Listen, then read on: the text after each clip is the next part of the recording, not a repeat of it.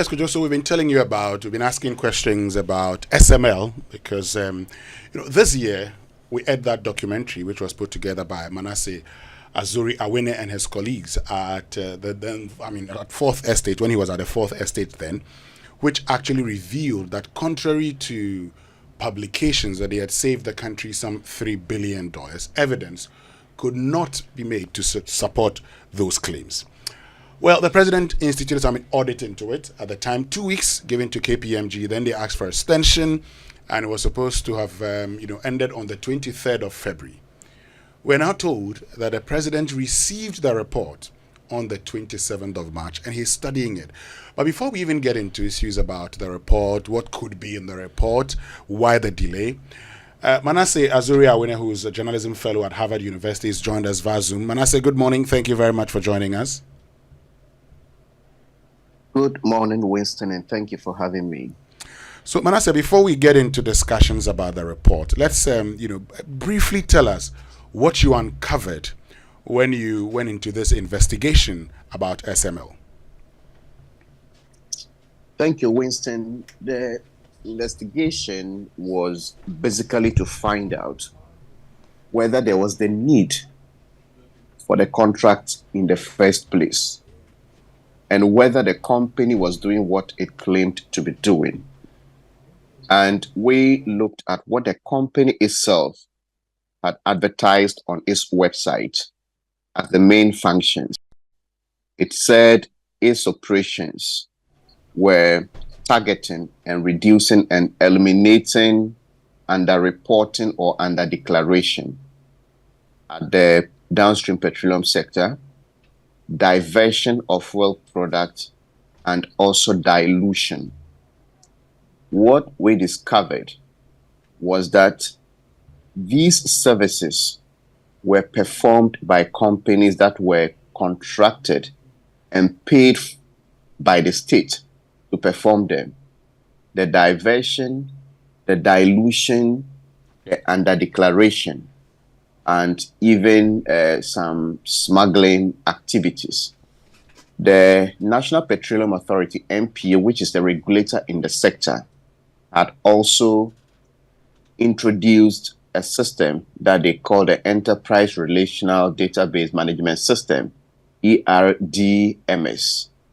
And this system had put the Ghana Revenue Authority, the NPA, the oil marketing companies, and then the bulk distributing companies, the depots, all on a particular system that made it impossible for a company that owed taxes and did not pay to go and load petroleum product. You couldn't even put an order if you owed the taxes. And I'm saying this because over the years, the main way that the GRA or the government of Ghana lost revenue was when these oil marketing companies, those that lift and come to sell at the fuel stations, took the product, sold them, and then refused to pay the component of taxes that were placed on those products. Some even absconded, and they were never traced.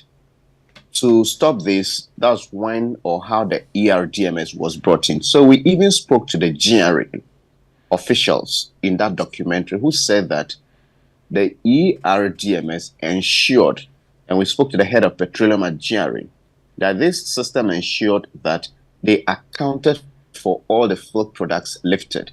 And if you account for the volumes lifted, then you have your taxes. We had companies that were doing the fuel marking to stop the dilution. We had a company that was tracking. When you lift fuel from any depot in Ghana, there is a live monitoring device at the NPA that is able to tell where the fuel is going to any part of the country. So even if you stopped anywhere to discharge the fuel, there is a system that ensures that you'll be reported live. It will signal the control room at NPA. So all of these were in place. And we even got from the GRA that even if these systems were not in place, it was almost impossible. That is their word, that almost impossible to get fuel stolen at the depots.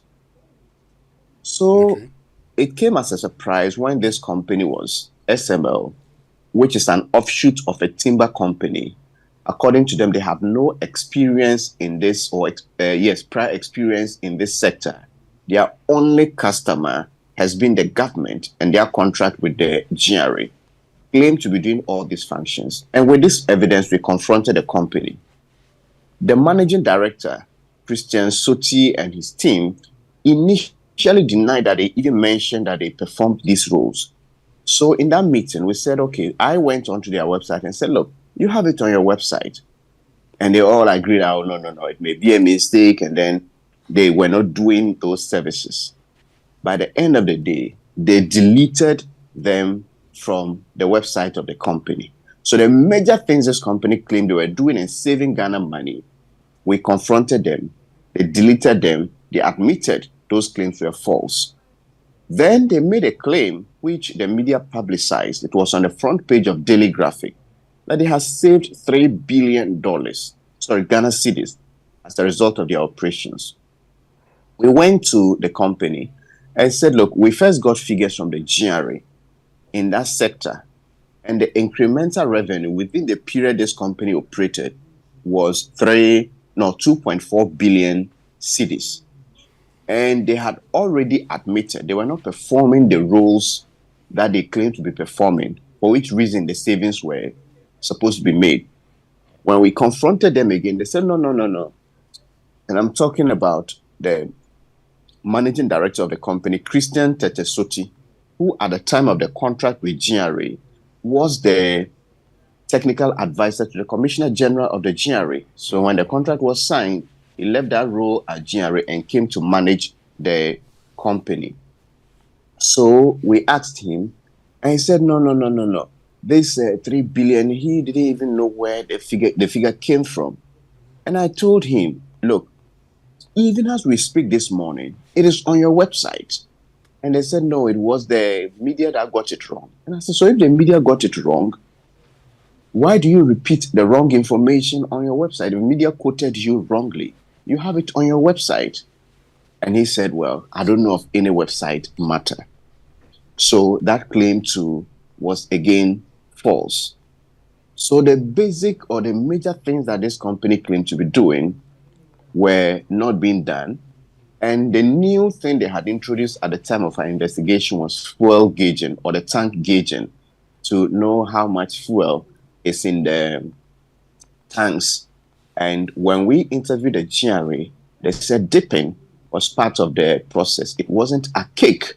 And that they were even surprised when on the FPSO, some people had made it look like the GRA officials didn't know what they were doing. Some of the tanks, so we went to the Tema tank farm, operated by Chase Petroleum. The depot, they also even have meters by the tanks that showed exactly what amount of fuel was in every tank. Then at the MPA, they also had started tank gauging system. So the MPA can tell you the amount of fuel that is in the tanks of the various filling stations across the country. Okay. So they said they were just about to extend it to the the depot. So they have an end-to-end system. And they realized that the GRA had brought SML to do that. And that was the reason Dr. Mustafa Hamid of the MPA said this was potentially duplicitous. So the summary or the main findings was that the company made claims. The company was taking so much money. And then when we confronted the company on its own claims and the things that they claimed they were doing, we realized they were false. They admitted them on record. Okay, so Manasseh, we know that following the documentary, the president directed that KPMG audit this contract. He also directed a suspension of the performance of the contract until the audit was completed. Initially expected to have been completed by mid-January. It was extended to 23rd February. Now we're told that the president received the report on 27th March 2024. Do you have any information as to how come, the audit that was supposed to have been completed in February only finds its report at the presidency on the 27th of March? Well, our sources close to the government indicates that there was more work to be done than initially envisaged. I think the initial mandate to KPMG was for 2 weeks. And I remember civil society organizations, apart from raising the fact that KPMG had a conflict of interest in this, because KPMG is paid by the GRA and the government, sometimes even the finance ministry, to do work for it. So it was like the KPMG being brought in to audit the company or the entity that pays it or one of its clients. So they raised those concerns. But apart from that concern, the civil society groups, notably ISEP, mentioned that the 2-week period for the audit appeared too short for such a task. And it wasn't surprising when KPMG wrote to the presidency asking for an extension. And according to the statement later released by the Office of the President, the new submission date was 23rd of February. Now, our sources indicate that even with that, KPMG realized that there was more work that needed more time than the second submission date. And that was the reason they delayed. And it appeared also that they submitted a draft report, and there was some back and forth before the final report was submitted on the 27th. So I really do not see much problem with it. From what I gather from our government sources, they needed to ensure that the work was properly done. And I think it is better to do it well than to do it fastly. Maybe early. And the question now is whether or not KPMG did a good job or they did it well, and what we are expected to have should the president decide to issue a white paper and also publish the report, as President Mahama did in the JIDA situation in 2013. He was hounded to publish the entire report because the white paper wasn't enough. And that was done. So anybody at all who needs a JIDA report can Google and have it. And that's what we expect from President Akufo-Addo in this matter. And talking about, the report, talking about the expectation, already you've seen, writers by Professor Jampo suggesting that is it because KPMG, or probably suggested that there should be a cancellation, or is it because the president is trying to cover anything up? Some have suggested that, the report indicates that a contract be cancelled. Is that what you're also learning? Yes, some of our sources close to the government indicates that, or they indicate that the KPMG recommended a cancellation of the contract. And one notable source even suggested that it was part of the reason there was this recent shakeup at the GRA. And we know that the Minister of Finance who initiated this contract, that's Ken Ofori-Atta, because there's a letter to the effect that he authorized the GRA to go into this contract, but they normally say GRA and then SML.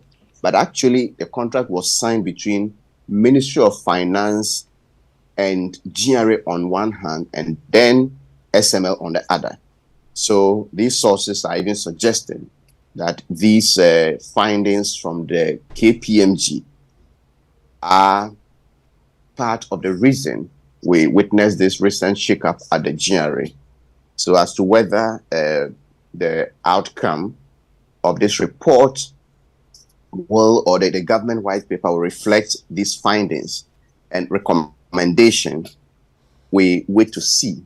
And it's perhaps part of the reason that we want the whole report to be published, so that we don't only get to know what the president makes of it or his interpretation of it, but also what is contained in the final one, because the President Mahama, at the time of the JIDA report, issued some recommendations and summary, but when the full report was published, we realized it was worse than that, and certain culprits or companies were never touched, even though they were heavily indicted in that report. Okay. Well, Manasseh, thank you very much for making time to join us this morning. We'll follow up on it. We'll continue putting the pressure to ensure that we all get the full report and read it so we can also form our own opinions. Thank you very much for joining us. Thanks for having me. Great, and that's Manasseh Azure Awuni, who's journalism fellow at Harvard University, joining us via Zoom. He actually produced the documentary on SML. Raymond Kojo. A lot more progress would have been made if we were discussing the actual content of the report. And if we were, because a lot more progress was expected now. So that we know government's opinion at the end of the day. I mean, maybe they are waiting till when they have an opinion, then they'll share both with us. But this should be easily accessible to some of us in this republic because of the level of interest in it. And it also should not be seen as doing things that people might think you're covering up things or doing something different. So that all the speculations or the possible speculations around this will not be emboldened by any action or delay or conversation in government. I mean, I said it jokingly that we all want to help the president decode it. They say study it, right? We also want to help him make suggestions general. That's how participatory democracy is done. So let us know the content of it. If KPMG will be paid, they are being paid with the taxpayers' money. It's only fair that taxpayer has access to what they are paying for, which is reasonable to expect anyway. So that if there are lessons, even if we disagree with your position on it, we are grounding our disagreement in the report that they did.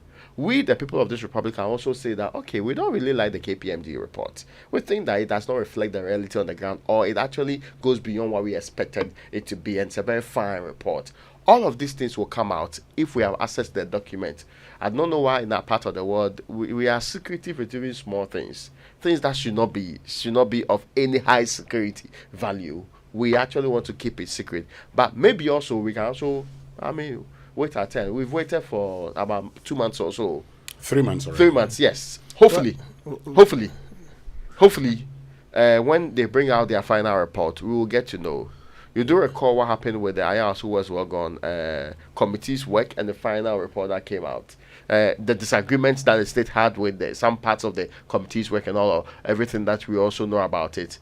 We would want to know the details so that we know whether or not you are going to make any progress on this, or we are going to make progress on it. And as we speak, we are all flying blind because the document we should be speaking to, we do not have. And a lot of guesswork is being put around this. To stop that, just let's all have it. As simple as that. I don't really know why there should be turns. Why, the report can only be viewed in turns. that doesn't add up for me. As a nation, certain things should start making more sense to us. The president has great executive power, but awesome executive power. If he asks for a report and the report is done, the president has the ultimate decision on which parts of the report he wants to adopt, which parts he wants to take action on, which parts he wants to ignore. He has the power to make those decisions unilaterally. Of course, he's supposed to exercise such discretion without, caprice or what was the other one? It shouldn't be done arbitrarily, right?